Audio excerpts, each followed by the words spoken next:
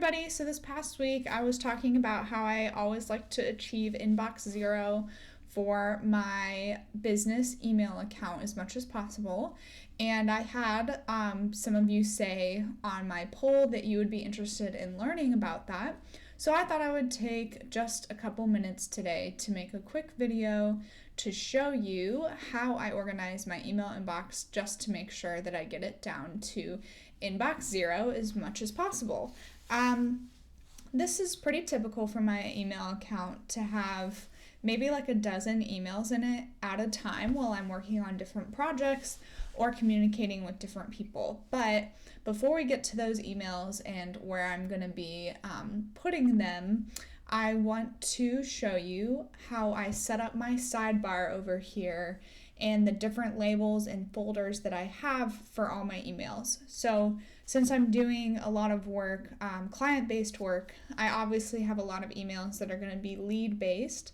And then I have emails that are actual clients that have collaborations that happen. So I have a folder for that. Folders for questions, because I get people that email me just asking me about business stuff. So I like kind of keeping those filed away. And then you'll notice on the top here, I also have receipts and photo galleries. The photo galleries one is super important because I don't want to ever lose track of beautiful pictures that people have sent me of my work. So these 5 folders are color coded so that I can easily see them in my email inbox. These ones, the rest of them that are down here, which I have a whole bunch of them now, are not color coded. Now, some people will say that like what I've done here is over the top, which I think it definitely is. I don't have to do it like that. I could stick with just like my 6 numbered categories up here and be just fine, and then everything else could go in the other folder.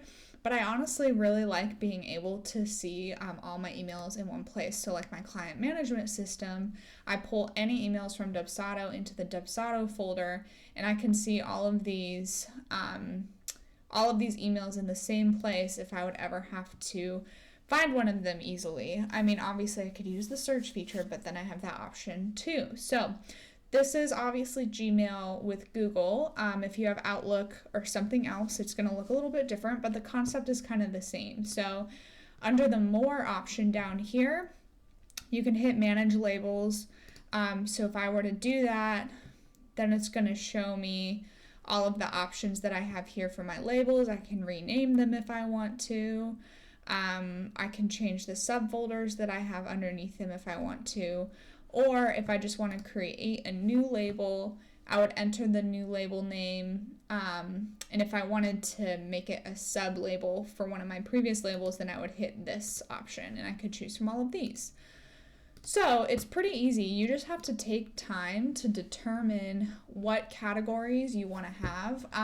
My to-do folder I actually don't use as often as I thought I would, mainly because anything that is a to-do item tends to live in my email inbox until it's finished. For example, this morning, Will Young, that's my husband, I emailed myself something from his computer for this video link on Facebook, and I kept that in my inbox because I needed to use the link to add it to a blog post. But now that it's done, I could either drag this to one of my categories, which I would probably put it under miscellaneous, or honestly, a lot of the times I go ahead and just delete things. If I ever needed to get that link again, it would be super easy to find it. So I just try to delete stuff that I just don't have a need for anymore. My QuickBooks activity report, I already took a look at. That. I don't really have a need to save it. If I did save it, I would maybe put it in my finances folder, but I can get rid of that as well. I had one of my friends ask me a question this morning. One of the girls I know on Instagram emailed me just for some insight on something really quick. So now that I've answered Lindsay's question, I already replied to her. I would just take it and drag it right to the questions folder. So as you can see, I'm kind of already cleaning up my email inbox. Deanne Reeves is a wonderful artist. I'm on her newsletter. I already read this, so I'm just going to delete that. And then both of these are pretty much tasks that are wrapped up. I just sent these clients sketches for signs and they gave me their approval. So if I check both of them, I'll just move them to my clients folder. So so that's kind of how I go about organizing things. Like I said, these side folders, there's a lot of them. So sometimes I'll take time to go through and like all of these payment confirmations for USPS. This is super easy to just go ahead. Like the latest one was from September. I can select all of them and just delete them. And that way I'm keeping these folders clear as well and saving myself space in my email account, which I mean, I think Google gives you like 30 gigabytes free or something like that. And so I'm definitely nowhere close to using that up yet. All right, so here's another person I was talking to. They're a lead. We scheduled a meeting, so that's pretty much wrapped up and done, so I can drag that to my leads. Or for example, if I did have a lead on something else, I would maybe open it up and answer them. So Rolani, I already answered her. I would actually just drag this probably to the questions because I consider it more of like a meetup. And so I answered her. So I'm going to drag this into questions. Oops. So it was moved.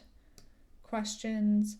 And then that way, when she replies to me, it'll come back in my inbox and it'll have the questions tag on it. So like you can see the leads here.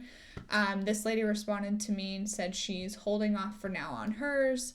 So I know that lead can go back in the folder. This lead just needs to pay her invoice. She said she's going to do that. So I'll go ahead and put that in the leads folder as well. Shipping, I have right here product orders, or even I think printing jobs has its own category, and this is a printing company. So I would drag it down here. I just like to keep track of these things, and then like I said, I'll go through them and delete them later if I want. And then this is something that I have yet to still take care of. So I've been talking to her back and forth because she's going to be doing some letterpress printing for me.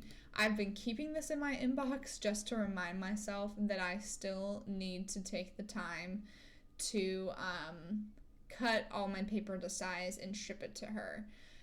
That's one of those things that, for example, I could add to my to-do folder and then I could open that up and look at it. Or in my case, having just one email there won't bother me that much. I practically consider it inbox zero anyway. But if you do need to take the time to create all of these folders, that'll be the biggest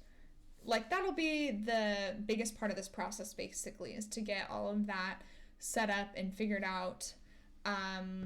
And then once you decide what categories you want and you start pulling in emails to organize it, you'll be able to achieve inbox zero. So I love it when it says I have no new mail. And that way, when things show up and appear, I can take care of them right away and take care of them in a really orderly manner without getting overwhelmed because I have everything sorted and filed and marked. So if you have any questions, just comment below and let me know. It's a pretty easy concept. It's just a lot of people don't necessarily think of it or realize that you can even utilize email in this way. So I'm glad that I was able to talk about it a little bit. If you enjoyed the video, definitely consider subscribing. Thanks so much for your time today.